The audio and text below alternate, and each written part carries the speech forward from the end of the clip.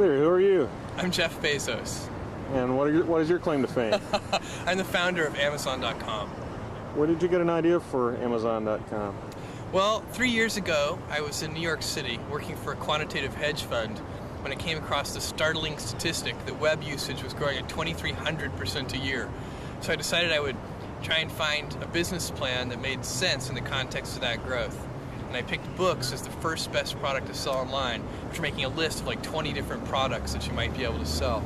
And books were great as the first best because books are incredibly unusual in one respect, and that is that there are more items in the book category than there are items in any other category by far. Music is number 2. There are about 200,000 active music CDs at any given time. But in the book space, there are more than 3 million different books worldwide active and in print at any given time across all languages, more than 1.5 million in English alone.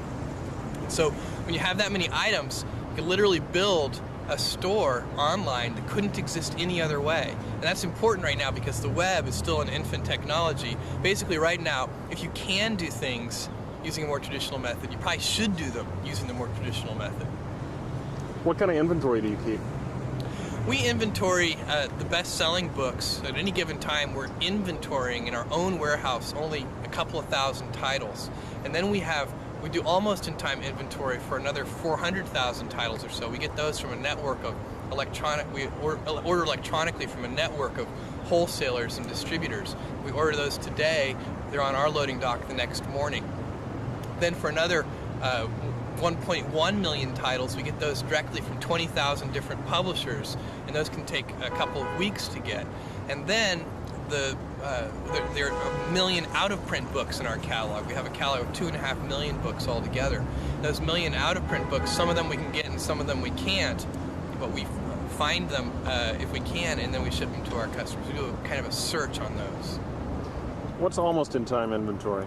Almost-in-time inventory is the phrase we use to describe a whole selection of books that we offer. It's basically the things that are, below the 2,000th best-selling book up to the 400,000th best-selling book. Those are titles that we can get from a network of more than a dozen different wholesalers. So if a customer orders a book from us today, we order that book from our wholesalers today, and that book shows up on our loading dock the next morning. And then we can ship it to the customer.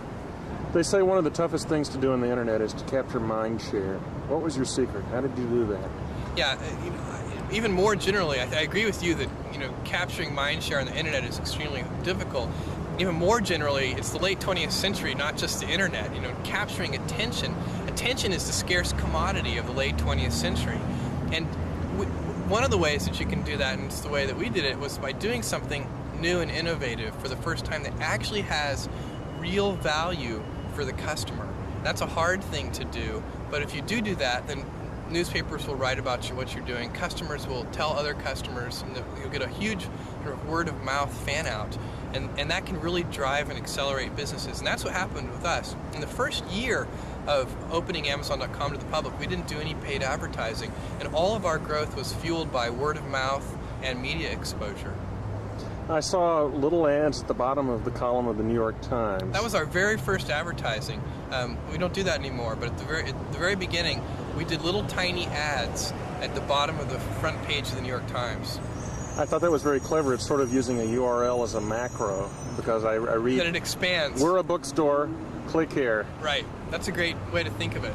And it worked very well, apparently. I don't know, the problem with that kind of advertising is it's extremely difficult to track. Put a different URL for every... That's the problem, is that you want people to start to learn your URL, so you don't want to actually use a different one.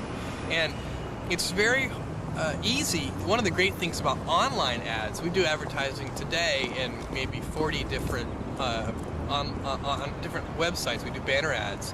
And that advertising is very easy to track in terms of knowing how effective it is. So we know for each piece of creative in each venue, not only how many click-throughs we get, but how many sell-throughs we get, and how many dollars of revenue it generates per ad dollar spent on that creative in that venue. And that is a sort of a marketer's, nirvana in a certain sense. Well, it's an exciting place to be on the web right now. Oh, it absolutely is. I mean, it's just incredible. What's really incredible about this is that this is day one. This is the very beginning. This is the Kitty Hawk stage of electronic commerce. We're moving forward in so many different areas, and lots of different companies are as well. And the late 20th century is just a great time to be alive. You know, we're going to find out that I think a millennia from now, people are going to look back and say, wow, the late 20th century was really a great time to be alive on this planet.